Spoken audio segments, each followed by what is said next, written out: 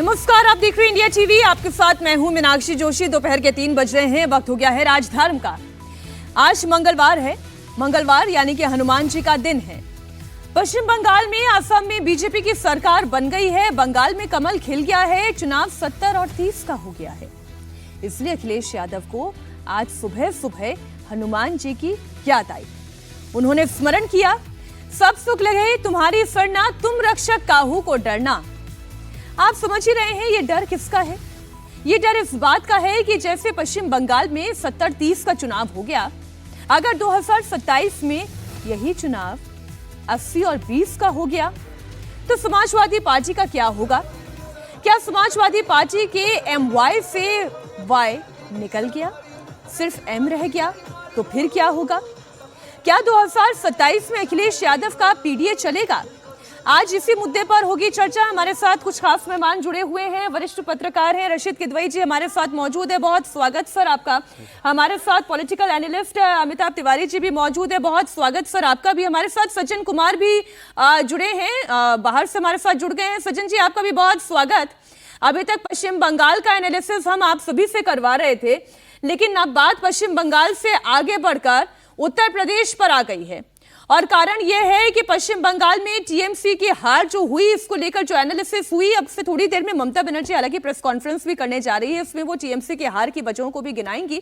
लेकिन कल भवानीपुर में हार के बाद ममता बनर्जी ने कहा था कि बीजेपी ने 100 सीटें लूट ली।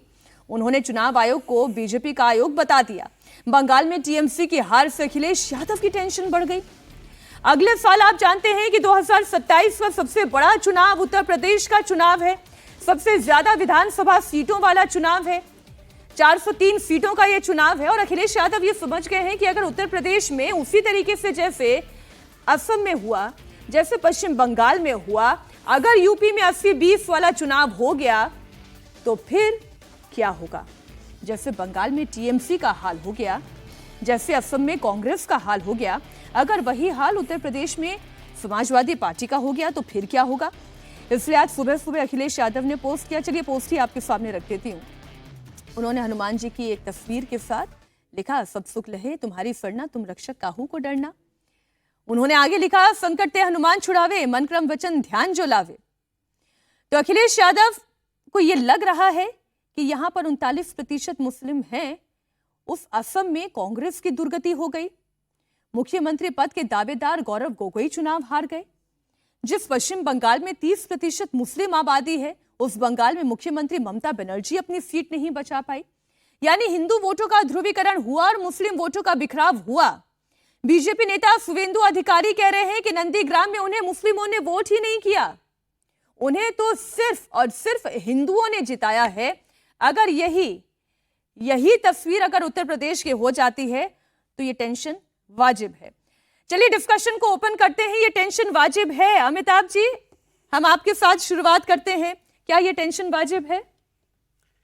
देखिए, टेंशन तो वाजिब इसलिए है क्योंकि जो बंगाल का रिजल्ट है खास करके, उसका तो जो एकमात्र सबसे बड़ा कारण है टीएमसी की हार का, वो है एक्सेसिव माइनॉरिटी अपीसमेंट। क्लियरली वहां पर एक बहुत बड़ा हिंदू कंसोलिडेशन हुआ है। पिछली बार के कंपैरिजन में, जैसा आप सुबह भी बता रहे थे, कि लगभग 7 से 8% बीजेपी का वोट शेयर बढ़ा है और 7 से 7% लगभग टीएमसी का वोट शेयर घटा है। 70% की जो है वो हिंदू आबादी है। इसका मतलब 10% अधिक हिंदुओं ने 2021 के कंपैरिजन में बीजेपी को वोट किया, तो ये 7% वोट शेयर हो जाता है। सिमिलरली हमने देखा है कि आसाम में भी कैसे जो है कांग्रेस पार्टी जो है या अलायंस है, आई थिंक 22 या 23 सीटें जीती है। उसमें से 15 या 16 तो जो मुस्लिम डोमिनेंट सीटें हैं, 50% से ऊपर जिसकी आबादी है, सिर्फ वहीं से आई हैं। बाकी कहीं से सीटें उनकी कोई खास आई नहीं हैं। तो विपक्ष को, यानी खास करके अखिलेश यादव को, ऐसा एक डर जरूर सता रहा होगा कि कहीं ऐसी पेंटिंग जो है, जिस तरह से मतलब, या ऐसी उपाधि या ऐसी मतलब क्या बोलेंगे, उस शब्द नहीं मिल रहा, मतलब ऐसी उनकी भी इमेज ना हो जाए कि सिर्फ वो माइनॉरिटीज के बल पर या माइनॉरिटी अपीसमेंट करते हैं।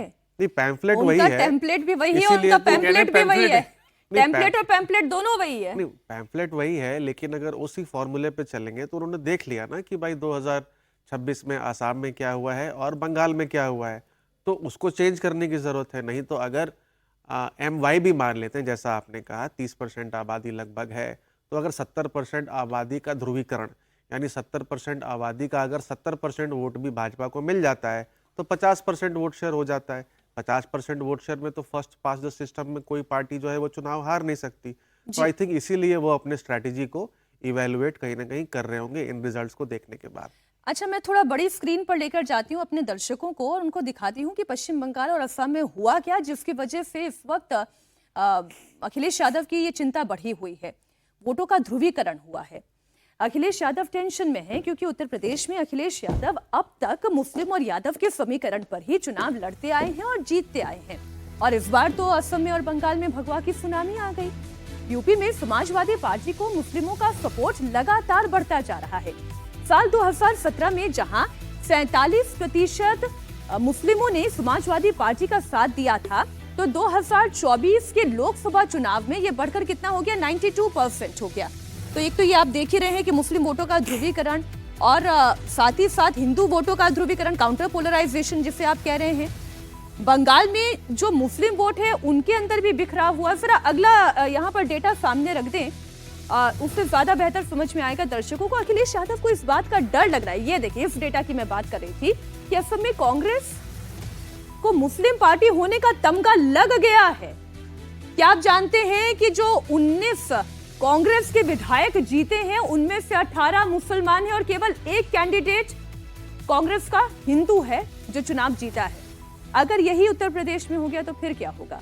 अच्छा, दूसरा, अखिलेश यादव को पश्चिम बंगाल के मॉडल से भी डर लग रहा है कि अगर मुस्लिम वोटों का बिखराव हो गया, तब जैसे बंगाल में टीएमसी का जो हाल हुआ है, कहीं वैसा उत्तर प्रदेश में समाजवादी पार्टी का ना हो जाए, क्योंकि बंगाल में जो 6 उम्मीदवार अन्य पार्टियों से जीते हैं वो सभी भी मुस्लिम हैं।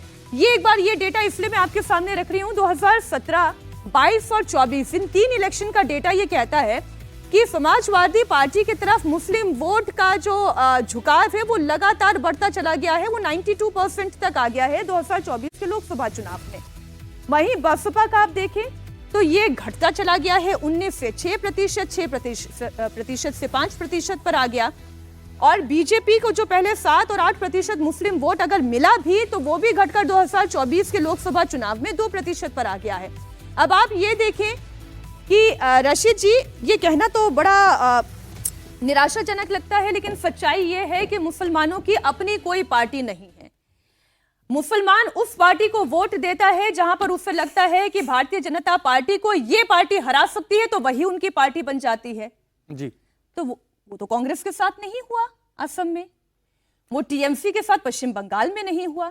अगर वही उत्तर प्रदेश में हो जाए जो बिहार में हमने देखा कि आरजेडी ने पूरी ताकत लगा दी एमवाई समीकरण के साथ, लेकिन हासिल नहीं हुआ, वो यूपी में भी हो सकता है। जी मीनाक्षी, आपने बड़ा महत्वपूर्ण और संवेदनशील मुद्दा उठाया है। देखिए, इससे विपक्ष को, संपूर्ण विपक्ष को इसको फिर से एक तरीके का अपना एक रिव्यू करना चाहिए, क्योंकि कभी भी जब भी 10 में से अगर 7, 3, 8, 2 ऐसी टाइप की कोई अगर पोलराइजेशन होता है तो विपक्ष को हमेशा नुकसान होगा। और इसीलिए विपक्ष को, खासतौर से हम अखिलेश यादव की बात कर रहे हैं, उत्तर प्रदेश में अपना टेम्पलेट बदलना होगा। एक चीज मीनाक्षी उनके पक्ष में जाती है कि एंटी इनकम्बेंसी है, 2 बार की सरकार है योगी आदित्यनाथ की, सेकंड टर्म चल रहा है, और वहां के ऊपर जो नौकरियों को लेकर अनएम्प्लॉयमेंट की जो समस्या है, एग्रीकल्चरल डिस्ट्रेस सर, है। असम में ये एंटी इनकम्बेंसी नहीं थी क्या? 2 बार की बीजेपी सरकार नहीं थी? जी, असम की देखिए, असम का थोड़ा सा लीडरशिप का और उसके भी थोड़ी चीजें देखनी चाहिए। लोकसभा का चुनाव भी हमें देखना चाहिए, असम का क्या रिजल्ट था, उत्तर प्रदेश का क्या रिजल्ट था। मुझे लगता है अखिलेश यादव को अपने आप को बदलने की जरूरत है। एक ये जो हिंदू मुस्लिम टेम्पलेट से अगर वो चलेंगे तो मैं आपकी बात से बिल्कुल इत्तेफाक रखता हूं कि वो बुरे तरीके से हारेंगे। उन्हें तो अमिताभ तिवारी जैसे लोगों की मदद लेनी चाहिए, मतलब व्हाट नॉट टू डू, क्या क्या ना करें। ये बहुत महत्वपूर्ण होता है एक राजनीतिक दल के लिए और एक राजनेता के लिए। सबसे बड़ी बात देखिए, आपने बात करी कि मुसलमानों का वोट कांग्रेस को मिल रहा है। तेलंगाना का भी मैं आपको उदाहरण देना चाहता हूं, कांग्रेस को वहां पूर्ण बहुमत मिला, लेकिन एक भी मुस्लिम विधायक नहीं था। और जो विधायक जीतता है उसमें सब लोग, वो जीत कोई भी जाए, वो एक उसका चेहरा होता है, लेकिन उसके पीछे वोटिंग पैटर्न जो होता है वो अलग होता है। तो इसको हम बहुत आसानी से बता रहे हैं कितने लोग जीत गए, उसमें तमाम समुदाय के लोग वोट देते हैं और कोई जीतता है। मैं तो ये कह रही हूं कि अगर वो टेम्पलेट बदल भी ले तो भी उन्हें हासिल क्या होगा? हम ही चर्चा करते आए ना कि भाई 2 नाव पर सवारी करके अब वो समय चला गया कि कोई पार्टी जीत सकती है। मीनाक्षी, आपके सामने विजय का, सॉरी एक छोटी सी बात, विजय का भी उदाहरण है। विजय ने कुछ भी नहीं करा, हिंदू मुस्लिम क्रिश्चियन वगैरह, क्रिश्चियन होकर के वो तमिलनाडु में जीत गए, सबसे ज्यादा मंदिर हैं देश में। तो मेरा कहना है, एग्री सर, बट वो नए प्लेयर हैं जी, वो नए प्लेयर हैं। समाजवादी पार्टी की जो पॉलिटिक्स रही है वो पॉलिटिक्स है जो मुलायम सिंह यादव उन्हें रास्ता दिखाते आए हैं। तेजस्वी यादव की पॉलिटिक्स वो है जो लालू प्रसाद यादव उन्हें रास्ता दिखाते आए हैं। तो जिस रास्ते पर अब आप चलते आए हैं उस रास्ते से आप यू टर्न ले लेंगे तो सज्जन जी मुश्किल तो बहुत हो जाएगी। तो ना टेम्पलेट बदलने की सूरत है और ना सीरत पेम्पलेट बदलने की है। तो फिर अखिलेश यादव के लिए क्या आप चुनौती देख रहे हैं यूपी में?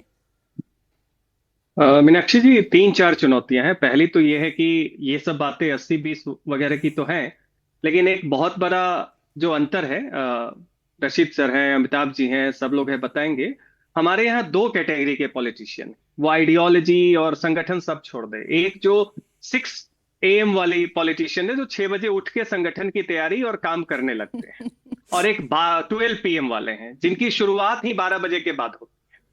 तो आप देखेंगे जितने भी जो रीजनल सत्रह की अगली जनरेशन है, चाहे तेजस्वी हो, चाहे अखिलेश हो, एक समय में जगन रेड्डी भी थे लेकिन उन्होंने सुधार लिया, एक समय में चिराग पासवान भी थे लेकिन सुधार लिया, ये सब 12 बजे के बाद अपने दिन की शुरुआत करते हैं। उसके बाद ये लोग फीडबैक कहां से लेते हैं? जो वो उन जर्नलिस्ट से, रशीद जी से कांग्रेस वाले फीडबैक नहीं लेंगे, फीडबैक वहां से लेंगे जो कॉफी हाउस में बैठ के, इन्होंने एक लिखा भी था कि दीपांकर भट्टाचार्य आजकल नए सीताराम येचुरी के बाद बने हैं, जो विमर्श बताते हैं, डिस्कोर्स। तो पहली तो चुनौती ये है कि 12 बजे की शुरुआत की बजाय जब हम कहते हैं कि संघ के या भाजपा के कार्यकर्ता, याद कीजिए वो सुबह सुबह अपनी प्लानिंग कर लेते हैं और एक बार उनका फर्स्ट राउंड हो चुका होता है। पहली बात तो ये।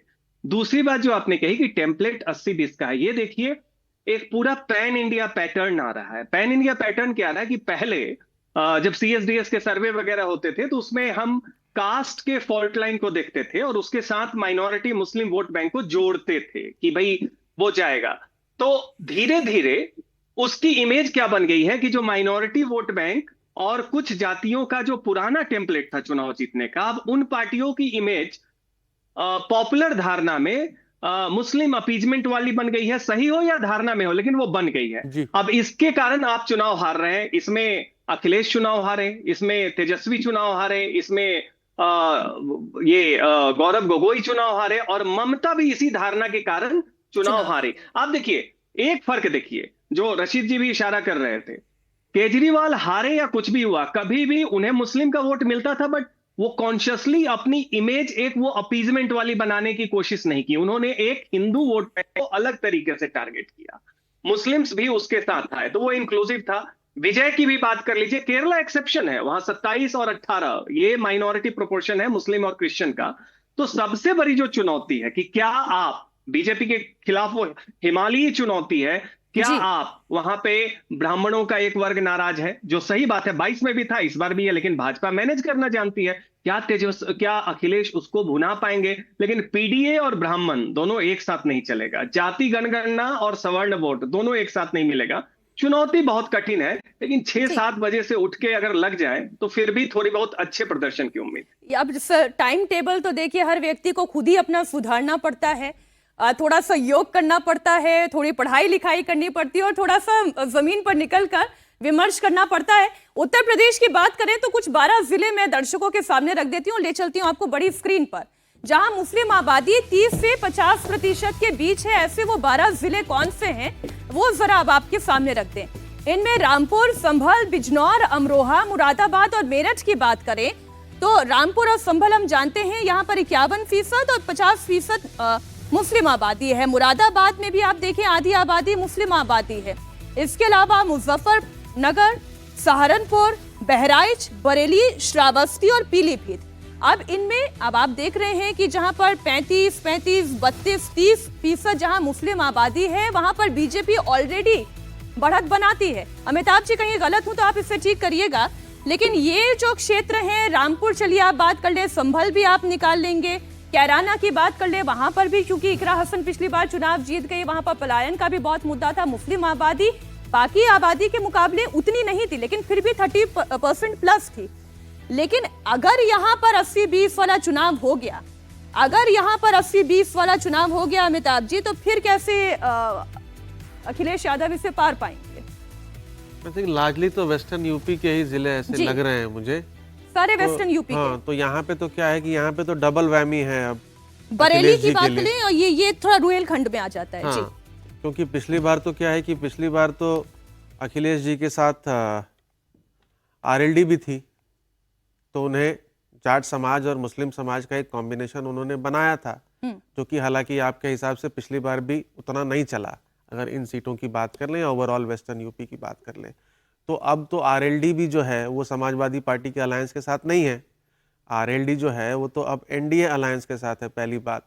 दूसरी बात, ध्रुवीकरण हमें पिछली बार भी देखने को मिला था इन सब जिलों में, और कहीं ना कहीं जहां पर भी मुस्लिम आबादी स्टेट एवरेज से ज़्यादा होती है, यानी अगर स्टेट का एवरेज 18-20% है, 18% 20% है, तो वहां पर ध्रुवीकरण और भी ज़्यादा होता है। तो polarization increases as the Muslim population in a particular district increases.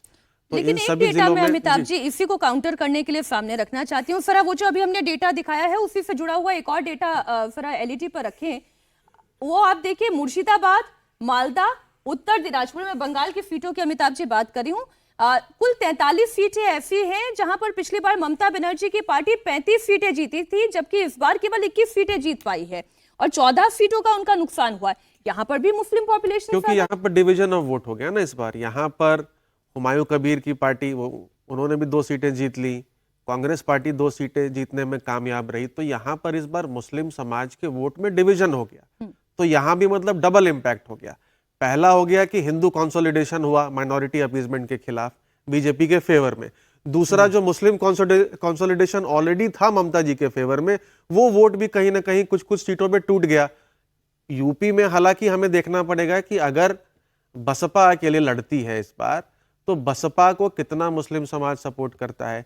क्या कांग्रेस पार्टी समाजवादी पार्टी के साथ चुनाव लड़ती है, नहीं लड़ती, मुझे लगता है अभी भी क्वेश्चन मार्क है।